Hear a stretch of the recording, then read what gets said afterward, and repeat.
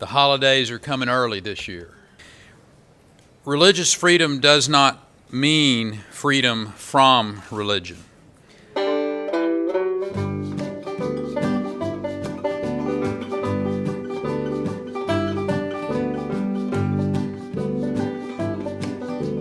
Thank you, Bob and George, for showing up to this top-secret meeting so promptly. Well, your text message did say super serial, so... Gentlemen, what is the most important issue facing America right now? The economy? Healthcare, debt, infrastructure, the environment, foreign relations, taxes, technology, education, alternative fuels, crime, Christmas.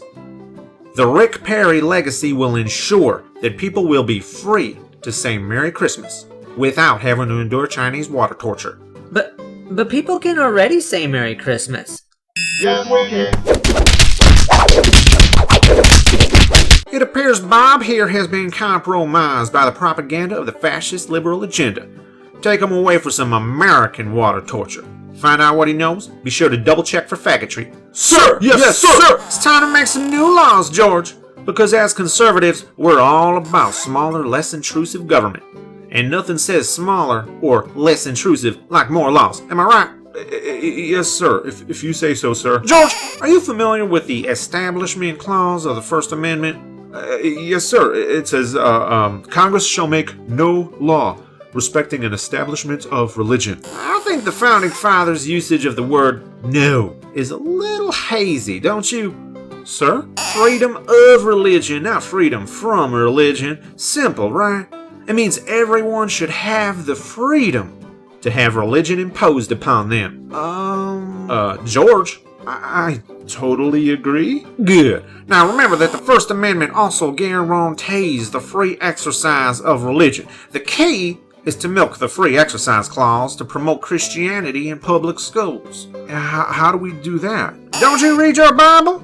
Obviously, it's downright impossible to properly practice Christianity without the display of ancient torture devices, cheap plastic nativity scenes, and prayer led by employees of the state. Where does it say that in the Bible?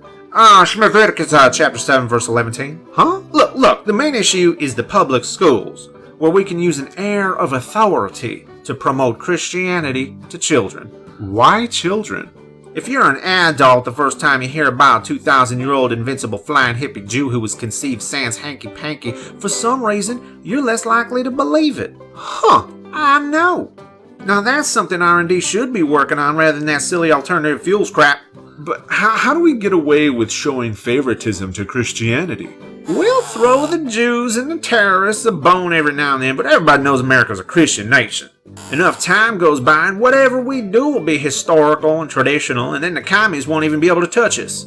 Okay, so what's the plan then? Well, the facilities, including the employees who lead prayer, the grounds and walls upon which Christian symbols and promotions are displayed, and the auditoriums where speeches promoting Christianity will be given, will all be funded, bought and paid for by the surrounding communities. Even the godless atheists must pay by law. And if atheists don't want to pay for Christian promotions? Simple! We'll kick them out of their houses and put their homes up for auction. Now that sounds like freedom, don't it?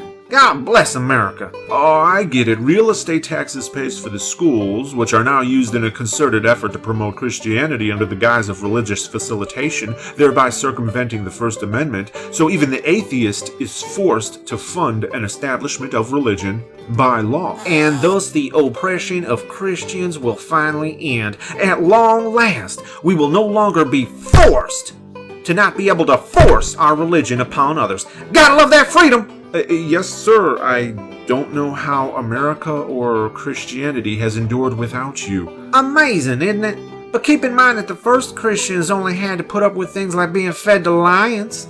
They ain't never had to deal with the trials and tribulations, nay, the oppressive horrors of not being able to force other people to pay for their religious activities. Duly noted, sir. One question, though. Oh? Ironically, I've noticed that the churches don't pay a dime in income taxes or real estate taxes, so asking the taxpayer to shoulder the burden in promoting their religion might come off to some as especially unfair. Whoops! My bad. It's okay, sir. Now, by the time I sign this freedom to force religion bill into law, I want you to be just about done drawing up that gay bill. Gay bill, sir? Yep. As a Christian nation, one of the government's top priorities should obviously be to keep the pee-pees from touching the pee-pees and the ho-hos from touching the ho-hos. Get on it!